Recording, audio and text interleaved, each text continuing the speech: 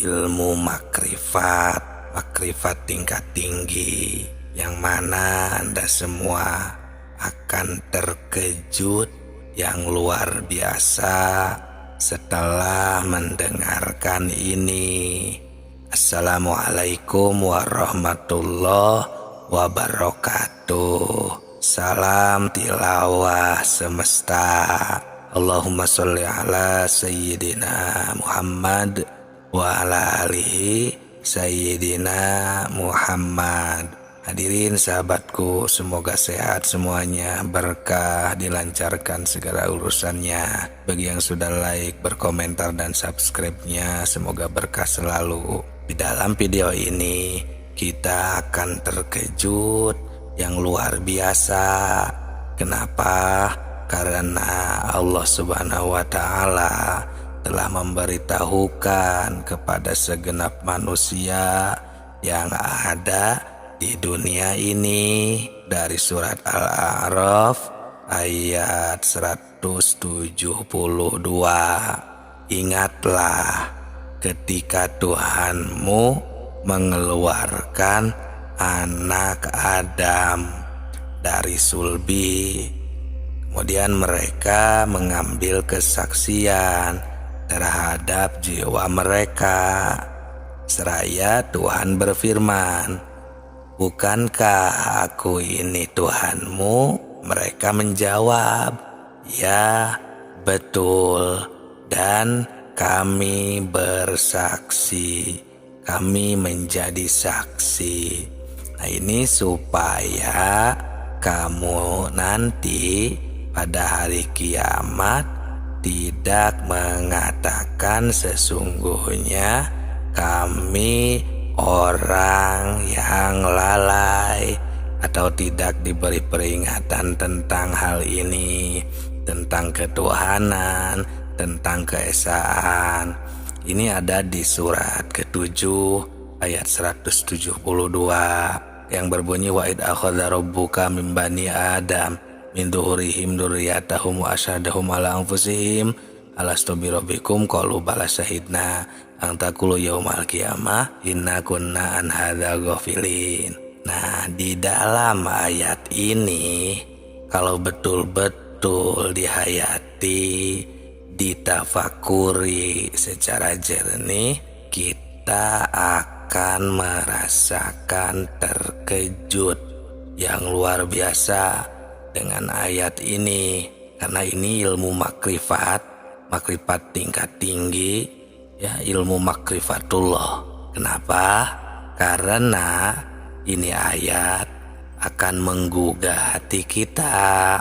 Di dalam ayat ini Allah memberitahu kepada segenap manusia yang ada di dunia ini, sebagaimana firman Allah bahwa manusia yang ada di dunia ini ternyata semuanya sudah dipersaksikan terlebih dahulu kepada Allah, sudah makrifat, sudah pada melakukan persaksian, sudah pada tahu kepada Allah.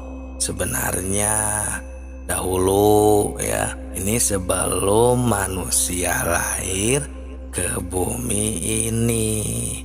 Nah, di dalam hadis Bukhari di sana dijelaskan kapan kita menyaksikan Allahnya, kapan kita bersyahadatnya atau dipersaksikannya itu. Nah, ini di dalam hadis Bukhari di sana disebutkan, yaitu di dalam rahim ibunya. Ya, untuk lebih jelasnya ada di Kejadian Makhluk halaman 733 ayat 9. Rasulullah Shallallahu Alaihi Wasallam telah menerangkan dipersaksikannya itu di alam arwah di waktu kandungan berumur 4 bulan di dalam kandungan ibunya. Nah, menurut firman Allah tadi, supaya nanti manusia ini di hari kiamat ini jangan sampai lupa lagi kepada Allah. Karena nanti tuh akan sangat istilahnya kaget, mengagetkan, akan banyak hal yang menjadi kita ini lupa kepada Allah. Untuk yang mengalami kiamat, untuk yang tidak mengalami juga kan pasti kiamat akan mengalami, karena kiamat ini kan terbagi dua. Ada kiamat sugro, ada kiamat kubro. Kiamat sugro ya yang istilahnya akhir hayat kita. Kalau kiamat kubro yaitu akhir alam dunia ini. Nah, kita dengan adanya ilmu makrifat ini, dengan firman Allah ini mengingatkan bahwa kita ini sebenarnya sudah pada tahu kepada Allah. Tapi kenapa sekarang pada lupa kepada Allah, seolah-olah tidak pernah tahu sama sekali kepada Allah. Buktinya ya banyak orang yang mencari kembali, mencari ilmu makrifat kah, mencari guru mursyid kah, atau istilahnya ada takorub, mendekatkan diri. Ya itu seolah-olah ya dimana kita lupa kepada Allah atau tidak tahu, berarti itu kita melupakan persaksian yang dahulu pernah terjadi kepada diri kita. Karena menurut ayat ini sudah jelas bahwa semua manusia yang ada di dunia ini semuanya sudah dipersaksikan terlebih dahulu kepada Allah Subhanahu wa Ta'ala. Nah, jadi menurut ayat ini kita sebagai manusia janganlah leha-leha atau jangan hidup terlena, karena kita ini dipantau terus, diamat-amati, supaya jangan lupa kepada Allah Subhanahu wa Ta'ala, kepada Tuhan Sang Pencipta alam ini. Ya, kita harus jujur sejujur-jujurnya, jangan mendustai diri sendiri. Nah, di sini kita harus jeli untuk mentafakuri tentang hal ini, karena ini ayat yang barusan dibacakan, didengarkan oleh kita semua ini bersangkutan dengan perasaan yang ada di dalam hati kita. Ayat ini memberi perangsang pada kita masing-masing supaya hati kita ini jangan ketiduran, sehingga kita terlena dengan apa yang ada di dunia ini, lupa pada tugas hidup kita selaku hamba Allah. Yang tidak boleh dilupakan itu kan diantaranya menjalani perintahnya, perintah Allah yang telah diperintahkan di dalam Al-Quran dan hadisnya. Nah, di dalam ayat tadi di atas ya yang kita dengarkan bersama, Allah itu ternyata memberi peringatan kepada kita semua bahwa kita jangan sampai lupa kepada Allah Subhanahu wa Ta'ala. Apalagi jika ayat itu diteruskan ke ayat selanjutnya, ke ayat 173-nya, masih surat ke-7. Di sana jika kita gagal untuk mengingatnya atau kita tidak tahu kepadanya, kepada Allah Subhanahu wa Ta'ala, kita keburu meninggalkan dunia ini, keburu istilahnya ya dicabut nyawa kita. Ada ayat selanjutnya yang lebih mengerikan lagi, yang berbunyi autakulu innama asyraka abauna min qablu wa kunna dzurriyyatan mim ba'dihim afatuhlikuna bima fa'alal mubtilun. Ini mengerikan sekali kalau diartikan ya terjemahnya. Coba ya dengarkan. Agar kamu tidak mengatakan sesungguhnya orang-orang tua kamilah yang telah mempersekutukan Tuhan sejak dahulu, sedang kami ini adalah anak keturunan yang datang sesudah mereka. Maka apakah engkau akan membinasakan kami karena perbuatan orang-orang yang terdahulu yang sesat, itu orang tua? Jadi apalagi jika diteruskan dengan ayat ini, ayat selanjutnya setelah yang tadi, ini orang tua kita akan sangat dalam bahaya, sahabatku, karena kita tidak makrifat, karena kita tidak mengingat kembali kepada Allah, apalagi yang berleha-leha, yang terlena dengan kehidupan ini, apalagi yang tidak melaksanakan perintah Allah, tidak beribadah kepada Allah. Masya Allah, bagaimana?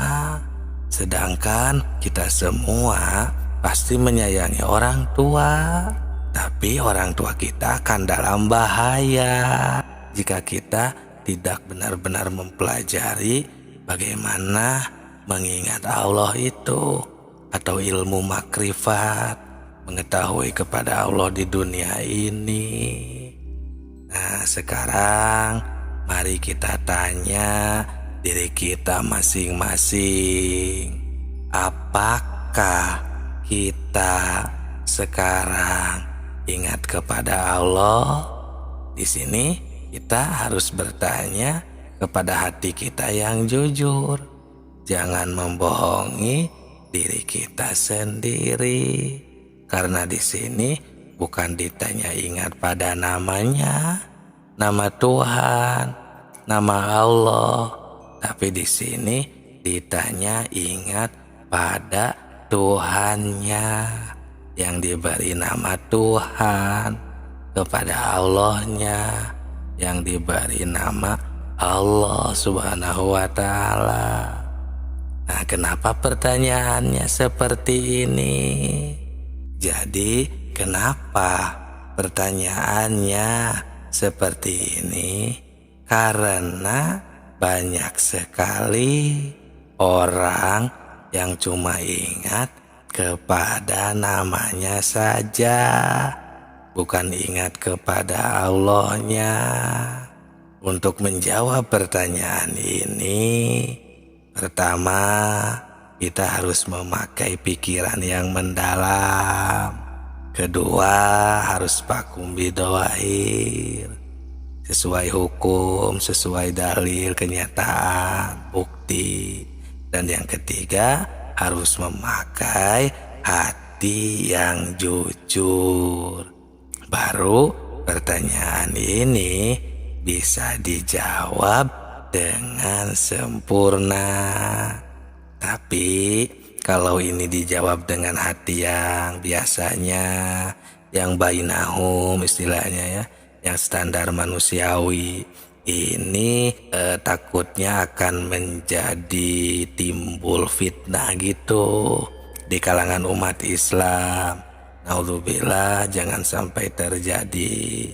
Jadi ini harus benar-benar ditafakuri secara mendalam. Ini cuma mengingatkan hati kita, khususnya umat Islam, jangan sampai keliru untuk menetapkan akidah kita kepada Allah Subhanahu wa Ta'ala, kepada Allah Tuhan kita semua.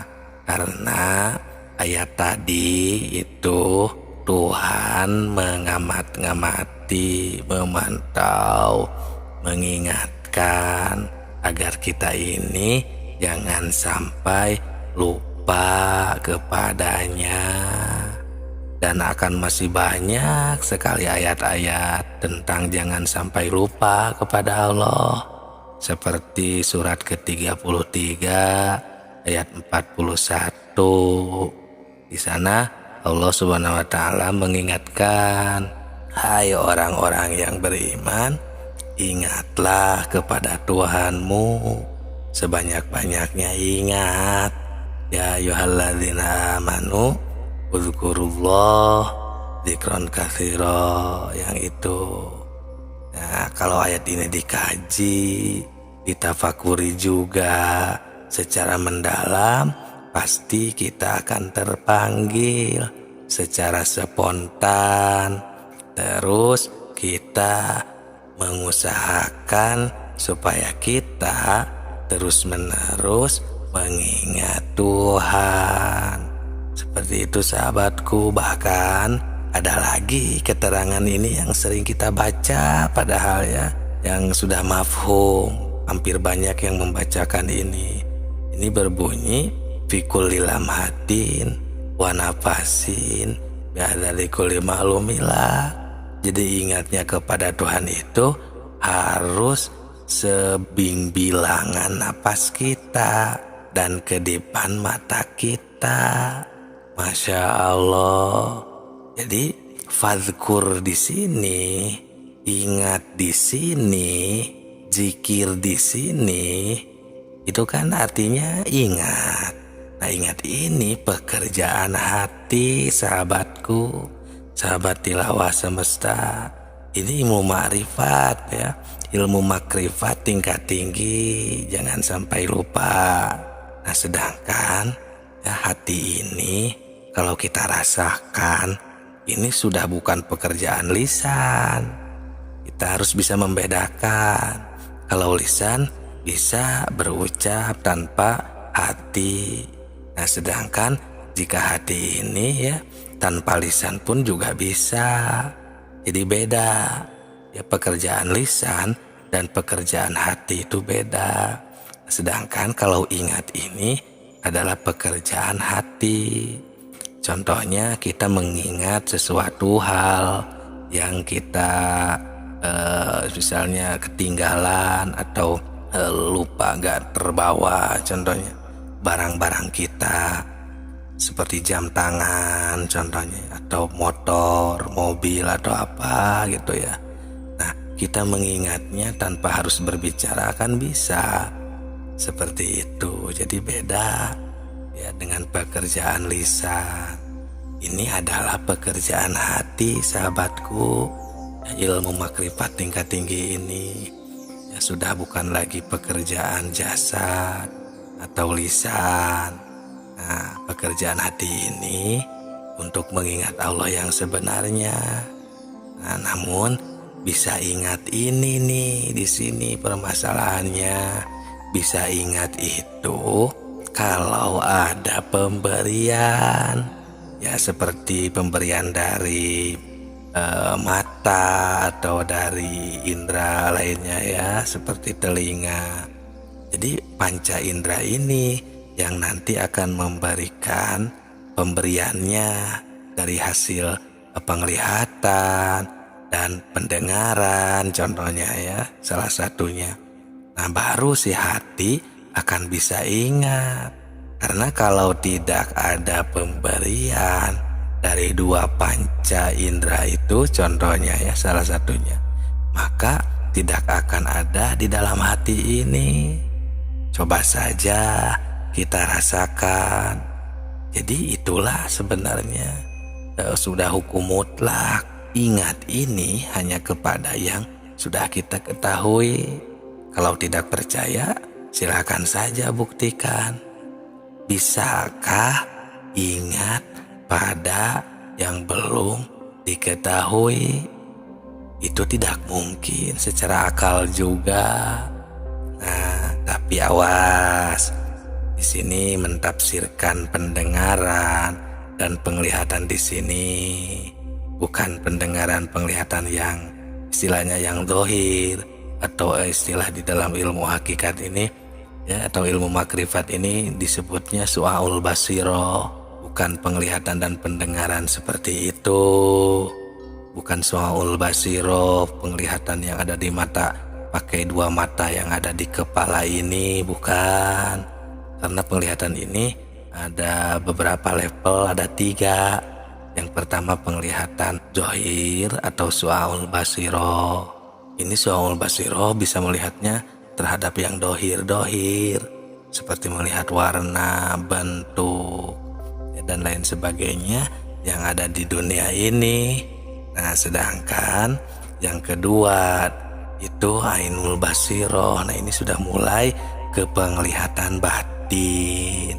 Dan apalagi yang ketiga yaitu hakul basiroh. Ini lebih dalam lagi. Jadi bukan memakai penglihatan yang pertama. Ya, takutnya salah paham. Harus melihat dulu Allah seperti apa yang kita lihat dengan mata, seperti melihat makhluk, bukan seperti itu. Dan sudah dibahas sedetail mungkin caranya, bagaimananya di video-video sebelum ini sudah banyak kami bahas juga. Untuk lebih jelasnya ada, kalau gak salah, di judul cara membuka mata batin, itu ada di sana dijelaskan ya. Ya, untuk mengingat kepada Allah Subhanahu wa Ta'ala.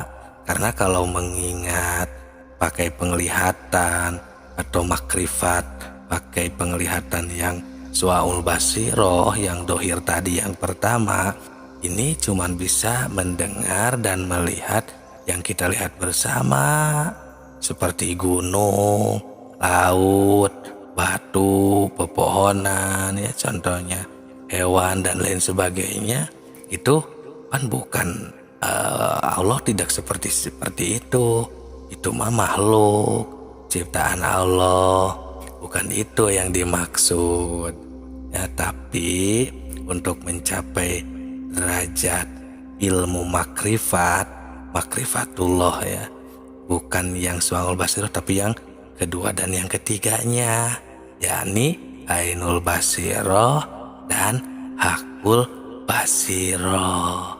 Dan cuman orang-orang tertentu saja, maksudnya orang tertentu ini yakni orang-orang yang benar-benar ingin meningkatkan keimanannya. Ya, kita semua juga bisa jika kita bersungguh-sungguh mencari, mendaki, mendalami ilmu makrifat, maka kita juga akan termasuk. Ya, ini cuma mengingatkan supaya jangan menafsirkan kepada pandangan atau penglihatan yang pertama, ya, melihat Allah, bertemu dengan Allah itu tidak seperti melihat dan bertemu dengan makhluk yang ada bentuk, rupa, warna, dan lain sebagainya. Karena kan Allah itu laisa kamislihi syai'un, ya, beda dengan semua yang ada di sini. Jadi di sini kita harus hati-hati, jangan sampai cepat-cepat mengambil kesimpulan. Kita harus teliti dan bertafakur yang lebih mendalam terlebih dahulu, supaya jangan ada perselisihan paham di antara umat Islam. Untuk ingat dengan yang sebenarnya kepada Tuhan itu kita harus melalui proses seperti pengabdian, beribadah, atau istilah lainnya itu suluk, ya, pendakian, pengambahan ya. Ini biasanya memakai tata cara, proses, atau bimbingan biasanya ya, bimbingan dari seseorang yang telah terwaris ilmu kewalian, atau istilahnya guru mursyid atau abdal, dan ini biasanya ada di setiap tempat ini ya. Cuman tidak suka bermasyhur atau menampakkan diri biasanya untuk orang-orang yang seperti ini. Jadi harus suluk terlebih dahulu kepada guru antuk pituduh istilahnya ya, yang benar-benar ahli. Karena maaf ya, sekali lagi, tidak semua kiai ajengan dan ustadz lainnya ya yang bisa mengajarkan hal ini. Nah, biasanya ini kalau istilah dalam ilmu hakikat ini biasanya disebutnya arif billah, dan arif billah ini ya hanya orang-orang yang tertentu dan ahli di bidang ini. Biasanya suka ada di tiap daerah juga, cuman agak tersembunyi biasanya orangnya. Saya juga mencari seorang guru seperti ini itu sampai 2 tahun saya ini mencari guru tersebut. Ini pun karena saya dari awal dulu itu ya, kalau sedikit menceritakan kalau boleh, dulu itu saya waktu di pesantren alat ya. Nah, itu alat pesantren alat itu saya kurang lebih 4 tahun. Nah, itu saya menemukan sebuah kitab yang namanya kitab Jurumiyah Maimuniyah. Nah, di dalam kitab Jurumiyah Maimuniyah ini ilmu hakikat ya, kitab makrifat. Di sana ada kalimat seperti ini: wa akbahu minal qobai ayat ta'alamal ilma wa alamahu nahwal lisan gitu. Wala yata'alamu nahwa qalbi alladzi mahalun nadri ta'ala. Nah, itu kalau gak salah seperti itu kalimatnya ya.